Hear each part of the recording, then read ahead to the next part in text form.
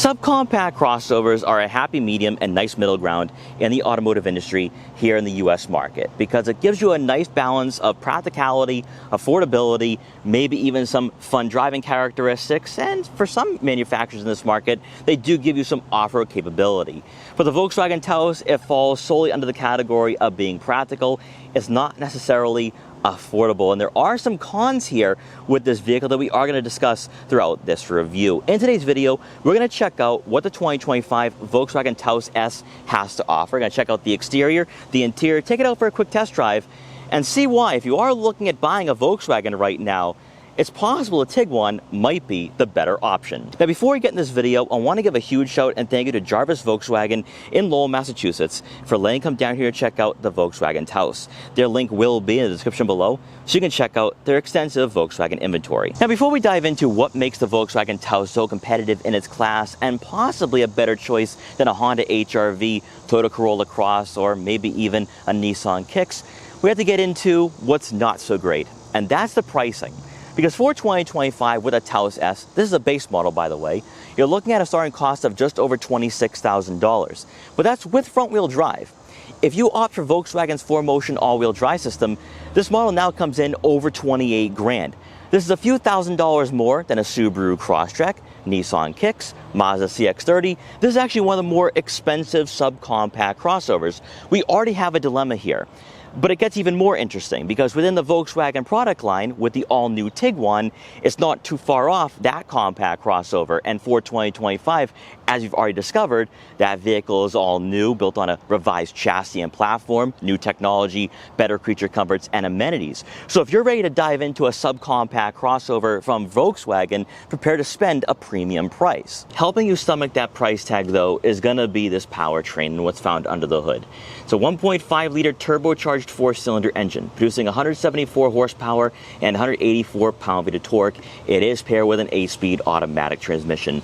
This is one of two main selling points for this crossover and why it might be a better choice over the Honda HR-V, Toyota Corolla Cross, and Nissan Kicks. Because a lot of crossovers in this market use underpowered, naturally aspirated 4-cylinders and CVTs. Even though we don't have 200 horsepower, 220 pound-feet of torque like we have with a Tiguan, this engine is quite peppy and should give you a bit more fun compared to some other subcompact crossovers in this market.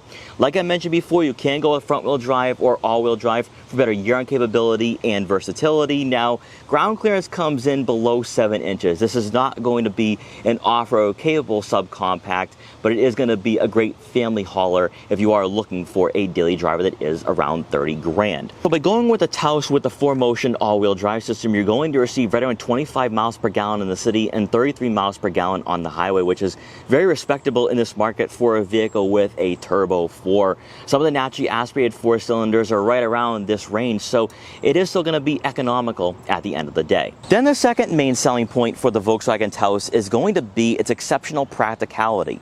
But unfortunately for $28,000, you are not going to receive a power liftgate here with the S. But inside, behind the second row seats, you're looking at right on 25 cubic feet of room if you go with all-wheel drive. Front-wheel drive models come in at around 28 cubic feet, which is very competitive with that Nissan Kicks. Even for this model, it's almost identical with a Honda HR-V, Toyota Corolla Cross, and is better than the Mazda CX-30. So if you're looking for a vehicle with some flexibility and some overall practicality, the Taos is going to be one of your better choices here in this segment. Now, you're also going to have some deep side pockets on both sides of the cargo area for some smaller items, maybe a couple water bottles, car detail equipment, or maybe even a first aid kit. Then with the second row seats folded, you're looking at right on 60 cubic feet of room with all-wheel drive.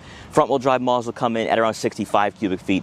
Very competitive in this market and for a vehicle under $30,000. And then lastly, beneath the floor mat will be a spare tire, so if you encounter a flat on those road trips or travels, you can fix that and be back on the road. As we transition to the exterior for the 2025 Volkswagen Taos, the mid-cycle refresh most certainly worked wonders for this model. Because if you remember when the Taos first arrived a few years ago, it was boxy, it looked a little awkward, maybe even a little outdated and obtuse.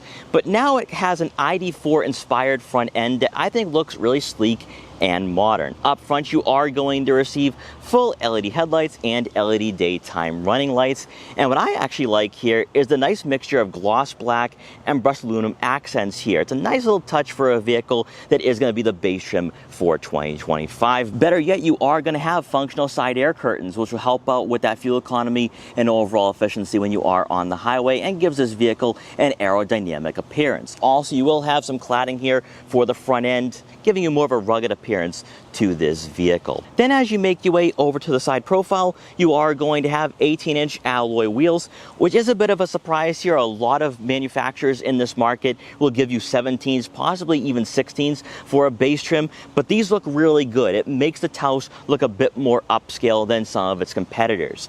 Also, you're not going to have body color match side mirror caps, which I'm not too surprised by. No turn signal indicators, but you are going to have blind spot detection for added safety.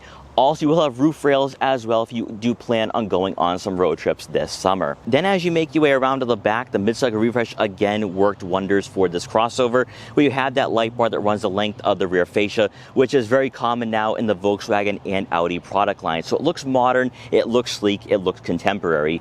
With most Volkswagens, you're going to have that emblem right here in the center of the rear fascia, and then the Taos badge being written out for a trendy appearance, and we have that 4Motion badge as well.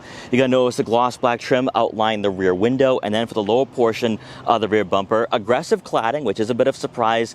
Also, somewhat fake exhaust outlets. I don't like that, but we do have some brushed aluminum accents once again making its way on this model. And no surprises here for a vehicle in this segment. We don't have visible exhaust outlets. That'll be tucked beneath the bumper for that cleaner appearance. Hopping inside the Volkswagen Taos S for 2025, I think you might actually be surprised here, even though we are missing a few features that a lot of subcompacts are beginning to offer under $30,000. So beginning off with these seats, they are going to be heated cloth seats for both the driver and passenger.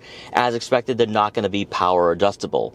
They're comfortable, they're plush, but the bolstering and support is going to leave a little bit more to be desired. This is far from being a Volkswagen GTI on stilts. Now, you also might like that with the dashboard layout, Volkswagen is masking the fact that this vehicle does come in under $30,000.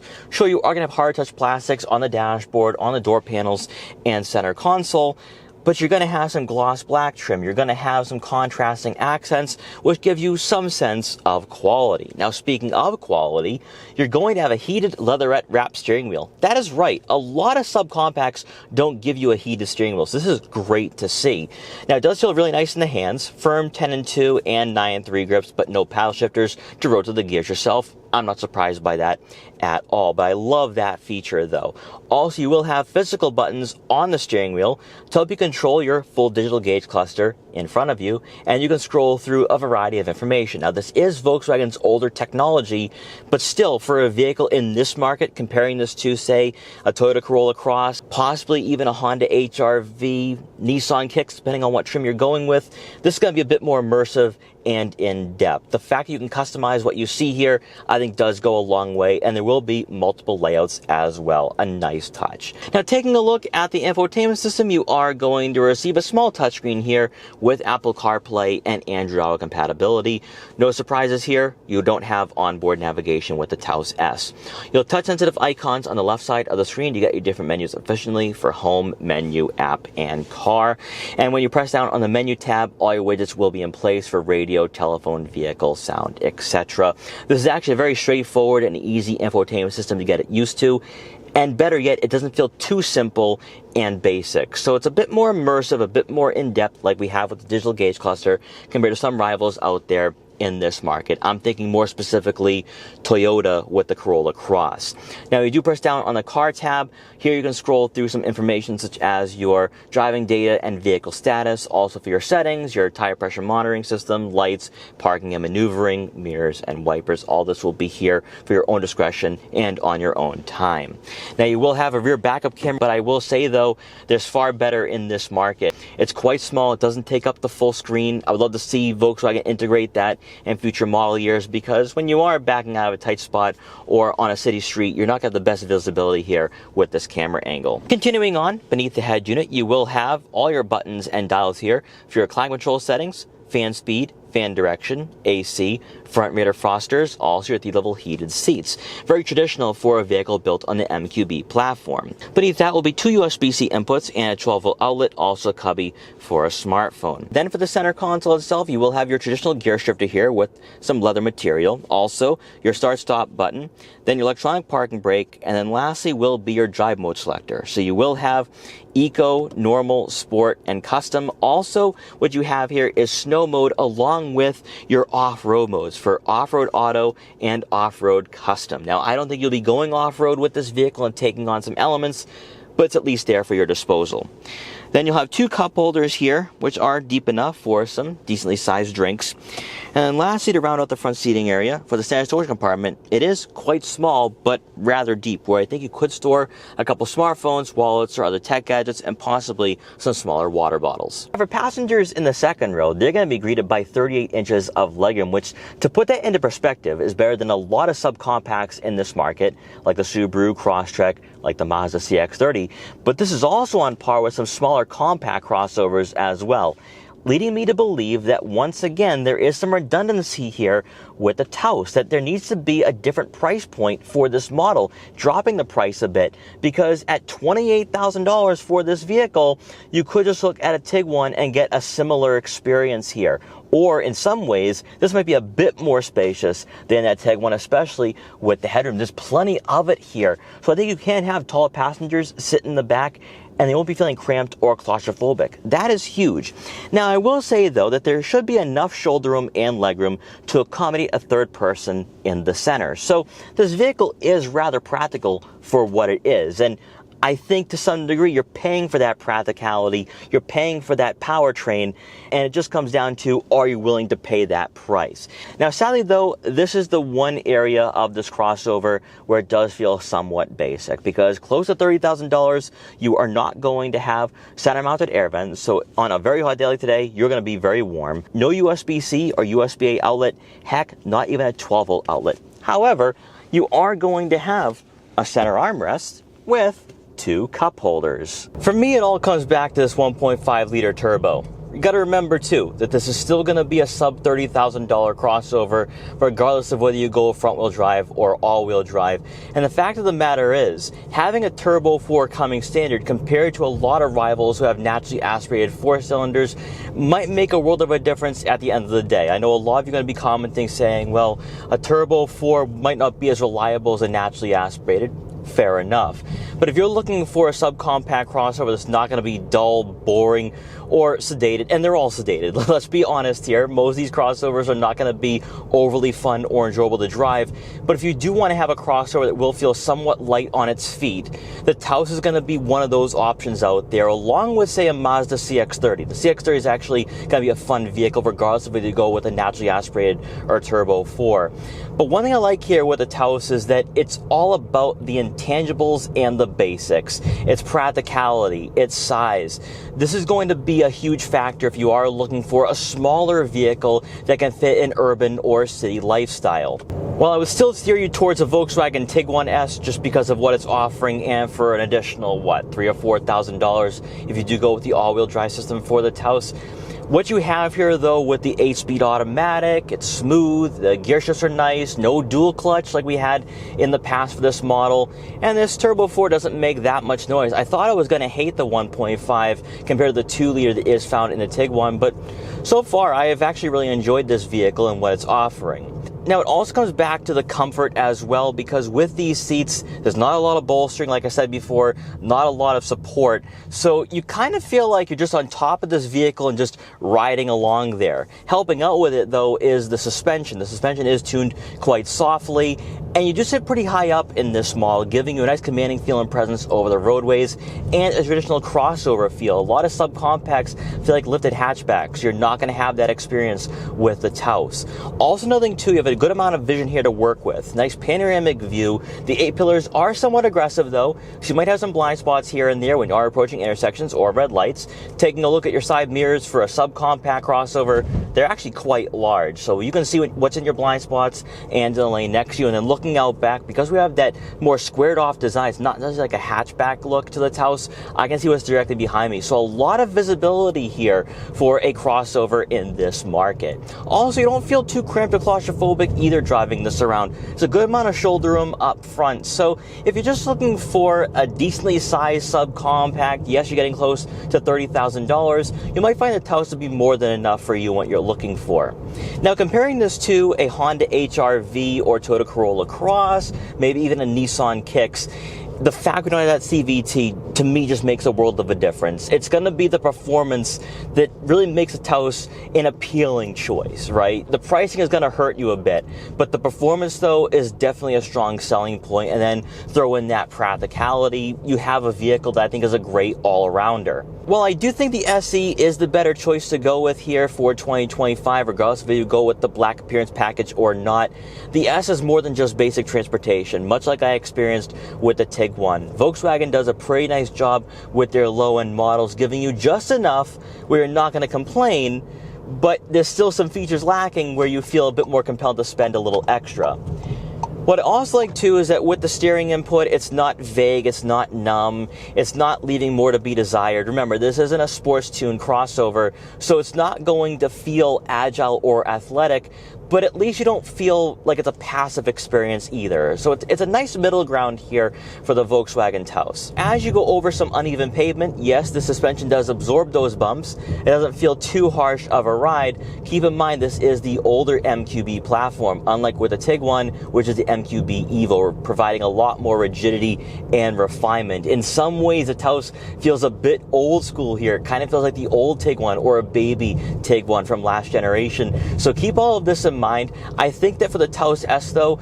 for its price point, it's still giving you enough where I think you're going to be satisfied for sure. But it just comes back to that performance. I think with this 1.5, the steering ratio, the handling, this is a fun all-around crossover that's not going to feel low-powered. It's not going to feel boring like a lot of vehicles in this market.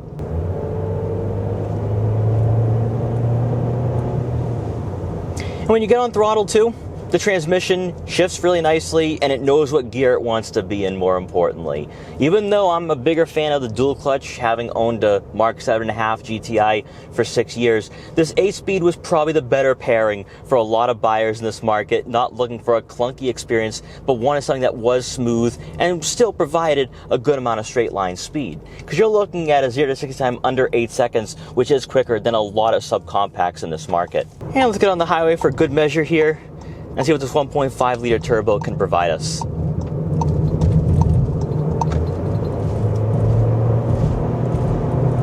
I'll tell you, this engine provides a good amount of low-end torque, relatively speaking, so it doesn't feel really slow. Also, heading into the corners, nice competent steering here. Now there is some weight transfer and you feel the body roll, but that's to be expected. And we've safely merged onto the highway. And that's the key difference here with this model. The 1.5 does its job so much better than a lot of naturally aspirated 4-cylinders. No droning. This 8-speed automatic is smooth. This is a nice vehicle for those of you who have felt the subcompacts have been lacking for quite some time. So all in all, after this quick test drive with the Volkswagen Taos and spending some time today with this trim, it all comes down to that pricing, especially for this trim. Because when you're looking at $28,000 for the 4Motion all-wheel drive system, you could find better within the lineup with that Tiguan S, or there's some other subcompacts out there that are going to give you all-wheel drive at a more affordable price point. However, you miss out on the practicality and interior space. So it's a give or take here. But one thing I will say though is that with the Taos S, despite the fact that it doesn't have the new technology found in the Tiguan, it's more than enough. It still feels well equipped, it still feels comfortable, it still feels really nice on the roadways. And if you're willing to buy a vehicle at around $30,000, just below that in this market, and you don't need all the creature comforts and amenities, you don't need dual zone climate control, you don't need a power moonroof, I think an S might be more than enough for a lot of you. So guys, I hope you enjoyed this quick review for the 2025 Volkswagen Taos S. If you did, please like, comment, share, and subscribe for more, and I will see you guys next time.